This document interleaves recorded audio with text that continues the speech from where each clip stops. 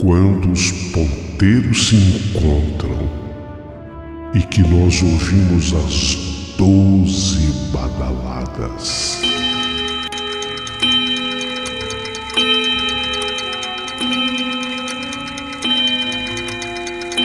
A hora que se anuncia é meia-noite. Uma hora em que tudo pode acontecer, inclusive nada. Mas hoje, muitos acontecimentos. Vamos à história de hoje.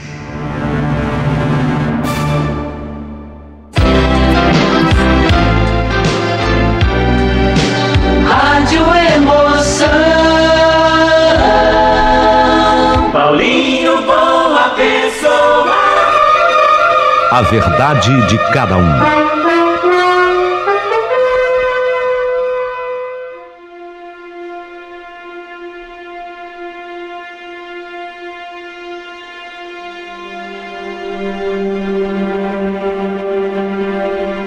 Meu querido amigo Paulinho Boa Pessoa, meu nome é Pedro Souza Lima e eu e a minha família inteira, nós somos assíduos ouvintes desse seu canal no YouTube. Amamos o seu canal.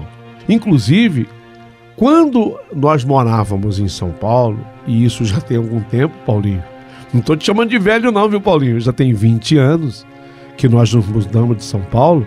Quando nós morávamos aí em São Paulo, eu era menino, era criança, mas a minha mãe já ouvia o teu programa. Aliás, sobre a história que eu vou te contar, eu estou envolvendo aqui o meu irmão gêmeo. Eu sou Pedro e eu era gêmeo com o Paulo. Nessa época, até que moramos em São Paulo, nós dois, eu e meu irmão gêmeo, nós te ouvíamos. Aí nós nos mudamos aí de São Paulo, isso já faz tempo, repito, tem mais um pouquinho de 20 anos, e a nossa vida mudou por completo. Mas principalmente eu acabei sendo vítima, meu amigo, de algo que hoje é o foco principal dessa história que eu quero lhe contar, a história da meia-noite. Ligadíssimo ao meu irmão Paulo, eu não entendi quando o Paulo morreu aos 31 anos de idade. Não foi um acidente. Porque normalmente quando morre uma pessoa jovem assim, se espera que seja um acidente. Na verdade foi um acidente vascular cerebral, aí sim, mas foi fulminante na vida do meu irmão. Você acredita que por sermos gêmeos eu acabei sentindo todas as dores dele? A mesma dor de cabeça que ele sentiu, eu senti no dia. Inclusive eu fui submetido a exames, ultrassonografia, além deste, ressonância magnética. Eu fiz uma ressonância magnética cerebral para ver se eu estava tendo algum problema, porque a mesma dor de cabeça que o meu irmão sentiu, eu senti no dia da sua morte, só que eu não tive absolutamente nada. Eu não sofri nenhum tipo de acidente vascular cerebral, nem o isquêmico e nem o outro onde tem o vazamento propriamente de sangue. Nada. Eu não tive nada, a não ser a transmissão da dor. A dor que ele sentiu, eu acabei sentindo. E apesar de todos os exames, eu nada sofri.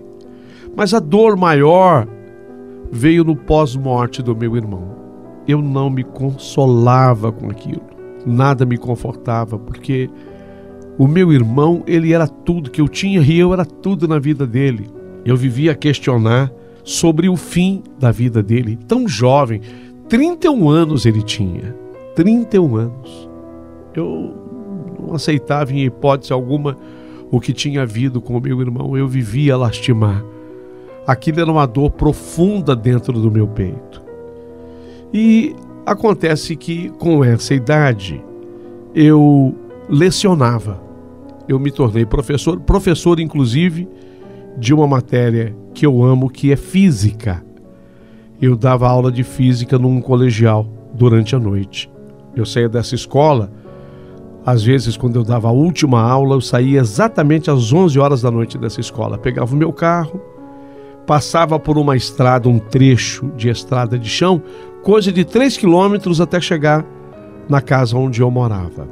E com a perda do meu irmão, eu fazia esse trecho, sabe? Eu saía às 11 horas da noite da escola, onde eu lecionava física, e eu ia mais devagar naquela estrada, que era uma estrada tranquila, não tinha nenhum movimento, mas muito raramente eu cruzava com uma moto, ou eu cruzava com outro carro. Era uma estrada de chão batido, muito, mas muito raramente. E o chão era firme, o que me dava a certeza, ainda que chovesse, ali eu passava tranquilamente. Só que eu fazia aquilo num percurso muito menor, em termos de tempo, quando meu irmão era vivo. Mas a partir do momento que ele morreu, eu passei a demorar muito mais, porque eu ia devagarzinho, eu ia refletindo, sabe? Era o momento de eu sofrer, porque é incrível. Tem um momento em que as pessoas não suportam mais ver você chorar, né? Mas por que você está chorando de novo, Pedro? Não vai me dizer porque é por causa do seu irmão. Então você começa a receber muita crítica, porque as pessoas não conseguem entender o tamanho da sua dor. De início, elas até tentam entender, mas depois, com o passar do tempo, vai ficando complicado. Então eu sofria muito com a perda do meu irmão. E naquela volta da escola, quando eu terminava a última aula no colégio, naquela volta para casa, aqueles 3 e poucos quilômetros, eu fazia lentamente, refletindo, e ali eu aproveitava para sofrer, para chorar. Eu ia com o carro bem devagarzinho, em noites assim, mais estreladas. Eu até dava uma paradinha no carro, eu abria assim o vidro da porta, eu olhava para o céu, querendo entender, buscando uma resposta. Olha, meu amigo, para que você tenha uma ideia, isso não durou um dia, nem uma semana e nem um mês. Um ano e pouco depois, um ano e mais ou menos uns 3 meses depois, eu ainda fazia o mesmo ritual. Saía do colégio, pegava a estradinha para que a minha esposa não visse, meus filhos não vissem, minha mãe não visse, meu pai não visse. Era naquele trecho de estrada na volta para casa que eu ia sofrendo, chorando, refletindo e pedindo a presença do meu irmão. Sabe quando você deseja? Eu não sei se alguém que está ouvindo essa história já desejou. Sabe quando você deseja ver uma pessoa que já morreu? Já passou pela sua cabeça esse tipo de ideia? Você já teve esse desejo? Porque tem muita gente que fala assim: nossa, se eu vir uma pessoa que já tenha falecido, eu não sei como é que eu vou reagir, eu vou me assustar muito. Mas aqui é o contrário, é quando você pede para que a pessoa lhe apareça. E nesse trecho de estrada, era exatamente quando eu sentia mais esperança de que isso pudesse acontecer. Então eu fazia aquilo cada vez mais lentamente. 1 ano e 3, 4 meses depois, eu ainda repeti o ritual. E sempre pedindo: puxa, meu irmão, Paulo, aqui é o Pedro, meu irmão queria tanto te ver. Até que, naquela noite, aconteceu aquilo. Eu peguei o trecho solitário de estrada, os 3 quilômetros que interrompia a cidade até o lugar onde eu morava. Eu vinha dentro do carro, eu já tinha feito os meus apelos, e eis que de repente eu olhei para o céu e eu vi uma luz num tom azulado, que subia e que descia numa direção assim reta. Aquela luz subia e descia, e de repente começou a mudar a tonalidade de cores. Começou com um azul, passou para um laranja, voltou a ficar azul, depois foi para um vermelho, voltou a ficar azul. Aquilo me chamou a atenção de uma tal forma e maneira que eu parei o carro para ficar olhando aquilo. Cheguei a pensar, inclusive cheguei a raciocinar, seria um objeto voador não identificado? Ou seria alguma coisa do espiritual? E aquela luz, agora eu observava, ela vinha de um disco um disco que girava, e na medida em que aquele disco girava, as cores iam variando. Só que a descida, ela era vertical, era uma descida assim 100% vertical, num só eixo, num famoso ângulo de 90 graus. Aquele ângulo de 90 graus é retinho, descia e subia.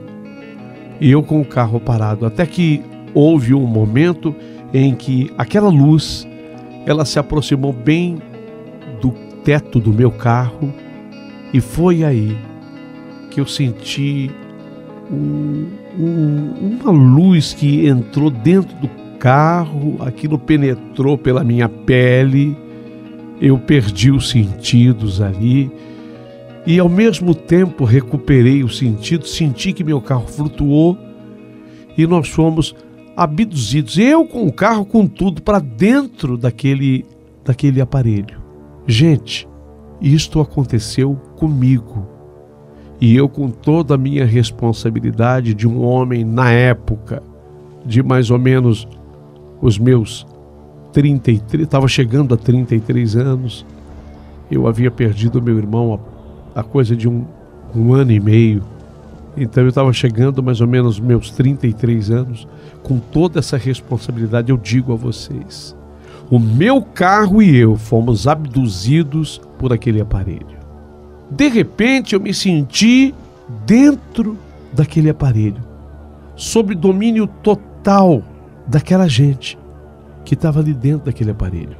Mas aquele aparelho, ele não era uma máquina. Não, eu me vi, em verdade, agora dentro de um palacete. Era um palácio, um palacete. As cortinas de seda enfeitavam todos os cantos daquele enorme cômodo. Eram cortinas de seda, de fato. Agora, analisada do interior, eu tive a visão nítida da casa, de uma casa linda que eu não sei se eu conhecia ou não, mas não me parecia tão estranha. Tudo ali dentro exalava riqueza e bom gosto, e tudo era de dimensões incomuns. Era tudo grande.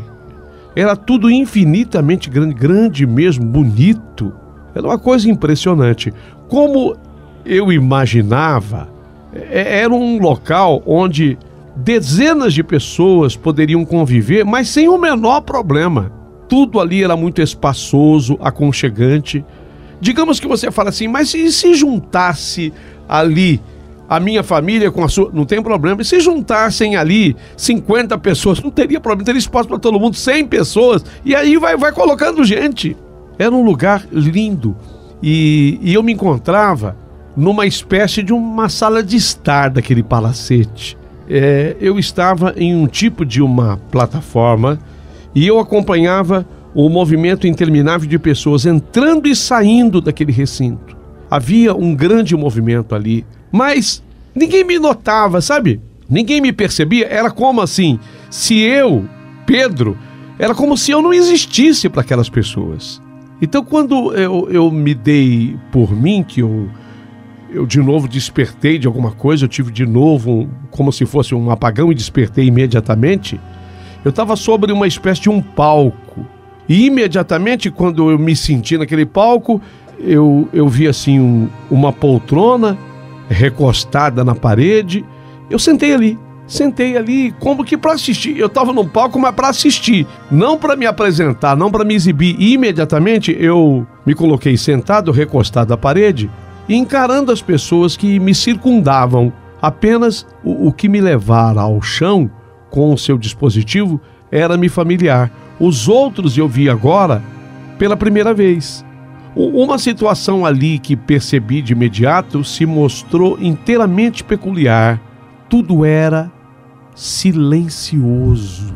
Impressionante, mas tudo era dentro do mais absoluto silêncio. Não havia incômodo pro ouvido. Não tinha incômodo de áudio. Era tudo silêncio. Tudo. Ao se comunicarem, eles se entreolhavam. Não precisava falar. Eles se entreolhavam e era tudo o que eles precisavam fazer. Eles trocavam as ideias assim. Eles se entendiam assim, ou seja, não havia emissão de voz. Concluí logo. Eu falei, bom, eu fui concluindo, essa gente conversa através de telepatia, é uma comunicação telepática, não tem a necessidade de fala. Mas o olhar daqueles seres me enchia de nervosismo. Era algo que transcendia qualquer explicação que pudesse ser dada com simples palavra. Não existem termos para classificar o que eu vi e sentia naquele palacete. Só posso descrever o brilho intenso e magnético como sendo o que podemos chamar de encantamento em nossa limitada linguagem, não tem no vocabulário. Eu estava encantado, era um encantamento que eu sentia. A comunicação era dinâmica. Seus rostos, o rosto daquela gente, seus rostos se movimentavam com incrível velocidade. Não era nessa velocidade aqui terráquea, não. O rosto tinha um movimento assim muito rápido. Raramente eles me olhavam. Eu disse e continuo a dizer, eles eram indiferentes à minha presença. Havia entre aqueles seres indescritíveis que, pela vestimenta diferenciada, muito mais rica e sedosa, devia ser o líder daquele grupo. Eu vou tentar aqui, à medida em que você me permite memória, estou falando com ela, minha cabeça, minha memória, né? E na medida também que me permite o nosso limitado vocabulário, descrever para vocês agora como eram aquelas criaturas que eu via lá dentro daquele palacete. Como mencionei já aqui, eles eram pessoas... Bom, deixa eu dar um número deles, tá? Dessas mais importantes, porque havia movimento por toda parte. Mas eu quero falar dessas pessoas mais importantes. Eram 6. 6 estavam ali, naquele palco comigo, 6. Eram todos magníficos modelos de seres humanos. Eles tinham a nossa formação física. Não, era assim, o mesmo corpo, igual ao meu, igual ao seu, sabe, com pés, com pernas, com o tronco, com todos os membros, com os braços, com as mãos.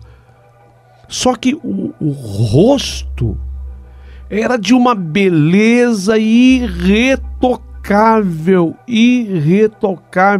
Os olhos eram desenhados, o nariz, a boca, os olhos, tudo no tamanho perfeito e exato. As roupas não passavam assim de túnicas, eram umas túnicas esverdeadas e com muito brilho, muito brilhosas, emitindo, mesmo que igualzinho se fossem fagulhas de luz. Essas fagulhas de luz, elas eram manifestadas acompanhando cada movimento corporal da pessoa, como raios luminosos saídos de uma lâmpada de neon.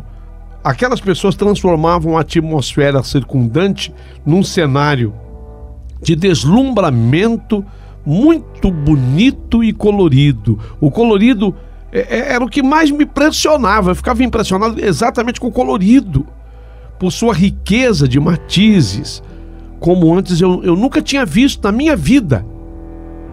Era uma beleza indescritível. Essas emanações variavam de um ser para o outro. Eu poderia chamar de aura ou coisa do tipo. E em alguns eram magníficas as auras e dignas de serem contempladas com...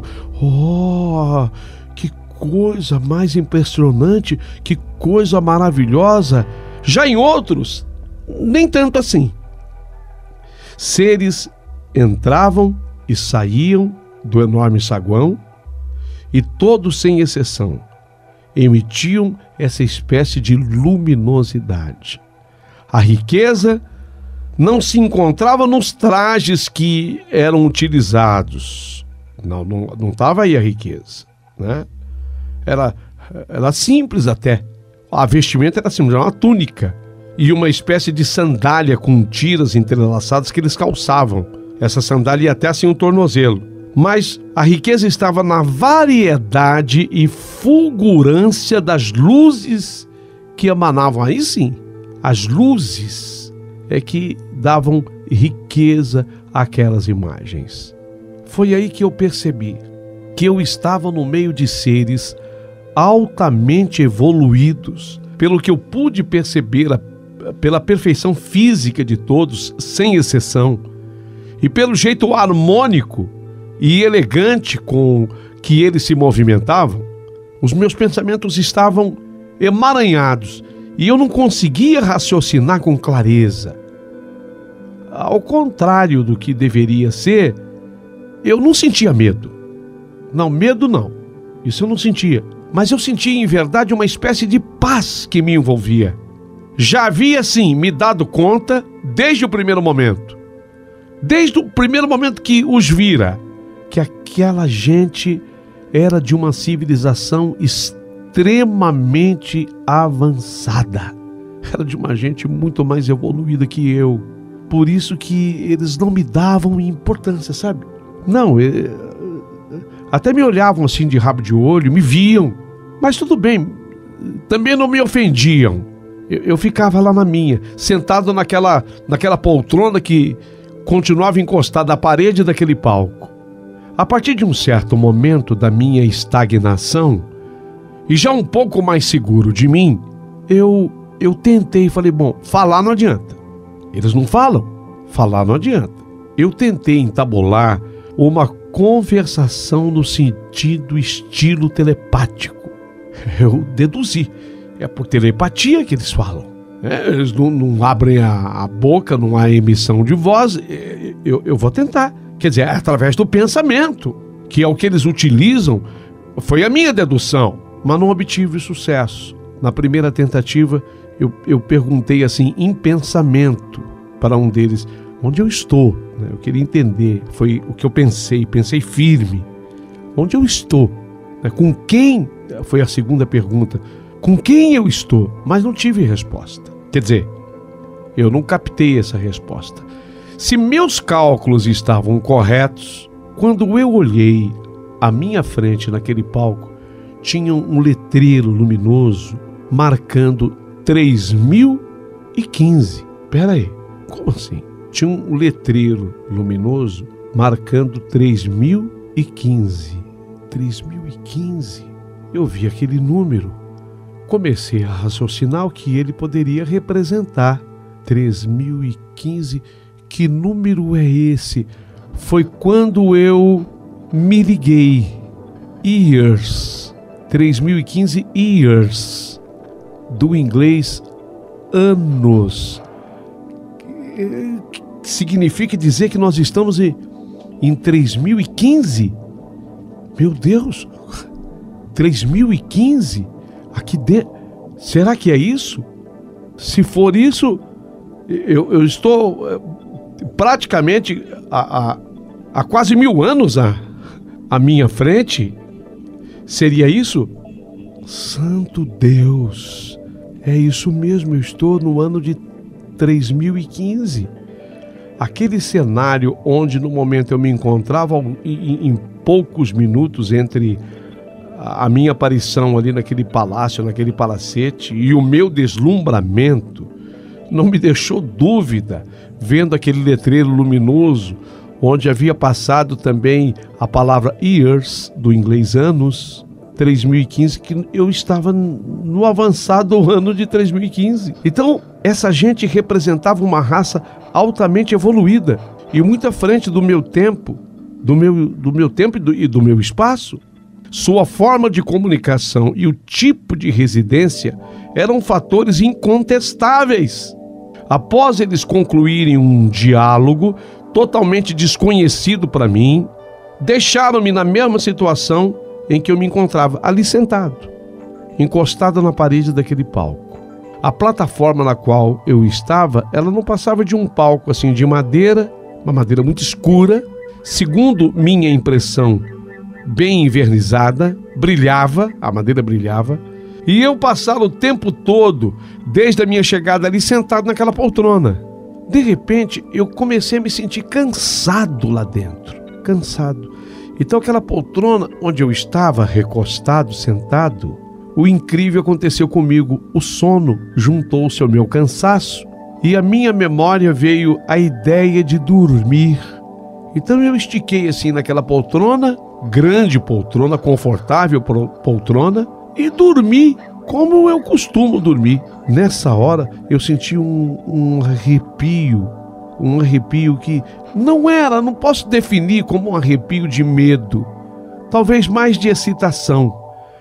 Passou pela minha espinha quando do nada surgiu diante de mim a cama que eu acabara de imaginar, porque eu tinha sentido o cansaço. Achei que eu fosse dormir na poltrona, que já era confortável, mas surgiu diante de mim a cama que eu havia acabado de imaginar.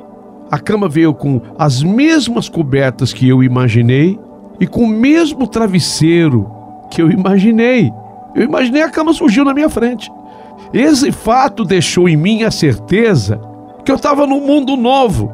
E a outra certeza, eu estou conseguindo me comunicar. Se eu havia feito uma tentativa anterior e não deu certo, mas agora quando eu pedi, porque eu pedi em pensamento a cama surgiu tal qual eu havia pedido, com a mesma coberta que imaginei, com o mesmo travesseiro que eu imaginei. Então houve uma comunicação. Quando eu tive essa certeza, eu saí da poltrona, entendi que a cama era para minha pessoa, me deitei ali na cama e, para eu não sentir frio, me cobri com aquela coberta levíssima e que me aquecia na medida certa. Mas com a cabeça já recostada naquele travesseiro macio, eu pensei, já que a comunicação é por pensamento, é por telepatia, eu pensei, vou fazer a pergunta certa. Só tenho uma pergunta para fazer. E o meu irmão? Quando eu terminei de fazer a pergunta, e o meu irmão surgiu na minha frente. Era o Paulo, meu amado e querido irmão, com aquela mesma vestimenta, com aquela túnica esverdeada, o seu rosto. Mas sabe quando você retoca a fotografia através de filtros da internet? Toda e qualquer imperfeição que houvesse no rosto do meu irmão tinha sido corrigido. Tudo estava perfeito. Era o meu irmão. Eu reconheci, era ele. Era o rosto do Paulo, os olhares do Paulo, o nariz do Paulo, a boca dele, a orelha dele, mas tudo retocado, como se tivesse passado por um filtro. Das fotografias, ele estava perfeito. Só que eu entendia que o meu irmão também não falava. Não falava da forma como nós falamos. Então eu pensei e fiz assim uma pergunta para o meu irmão, que foi direta. Tá tudo bem? E a resposta veio através de um som que parecia vir daquele travesseiro onde eu estava com o ouvido recostado. Tá tudo bem? Eu fiquei tão feliz de ter ouvido aquilo do meu irmão que eu perguntei para ele, e eu vou ficar aqui? Perguntei em pensamento. E eu vou ficar aqui? E de novo a resposta veio da mesma maneira. Não, ainda não. Foi apenas para você entender que eu estou muito bem e há muitos anos na sua frente. Ele não disse muito distante, a muitos quilômetros. Ele não disse nada disso. Ele disse, eu estou há muitos anos na sua frente. E nessa hora, eu peguei num sono tão profundo naquela cama, aquele travesseiro, ele parece que ele me abraçou. Eu peguei um sono tão profundo que me descansou, e quando eu acordei, eu estava dentro do meu carro, no meio daquela estrada deserta, o motor do carro ligado. Eu olhei na gasolina do carro, marcava a mesma. Eu olhei na quilometragem do carro, eu não tinha exata lembrança de quantos quilômetros, mas era mais ou menos o que eu tinha deixado. Meu Deus, onde eu estive? E com quem eu estive? Eu vi o meu irmão. Eu tive respostas do meu irmão.